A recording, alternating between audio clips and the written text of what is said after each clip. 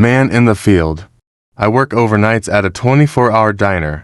You can probably guess what company. I'm used to weird people and odd things happening, but tonight was too much. The restaurant backs up to a field that has a tree line, and my cook and I went out back to smoke. We could hear someone yelling in the distance, but we get a lot of homeless people that come through town that usually are harmless, so we just shrugged it off as weird and went back inside. Later, I came out again to smoke and throw away some trash in the dumpster that is next to the field. It was stupid to go over to it, but I hadn't heard him again. As I'm walking away from the dumpster, I hear, "Hey, come here. Hey, come here." It was much closer than when we had heard him yelling the first time. I went inside and got my co-worker, who owns a car with a spotlight on it.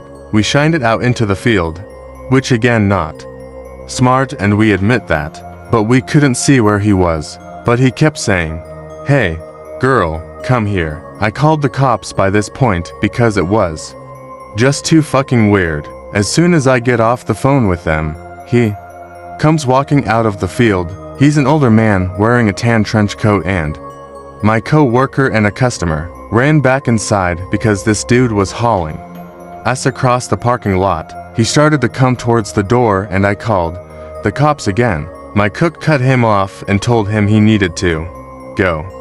The man was acting erratically, yelling at my cook and said, "I'll end your life next time I see you, fucker." He kept moving his jacket by his waist like he was flashing a weapon, but I couldn't see anything from inside. Cops get him down the road, and an officer came by and basically said the guy is homeless and not mentally stable. No shit. We told them everything that happened and my cook pressed charges on him. The officer told us that there wasn't anything they could do and he wouldn't give her his name, so they let him go. Basically ended it with, "Oh, by the way, he's known to carry a knife in his waistband. Call us if you need us. Bye." He came back, again hauling ass across the neighboring parking lot and back into the field.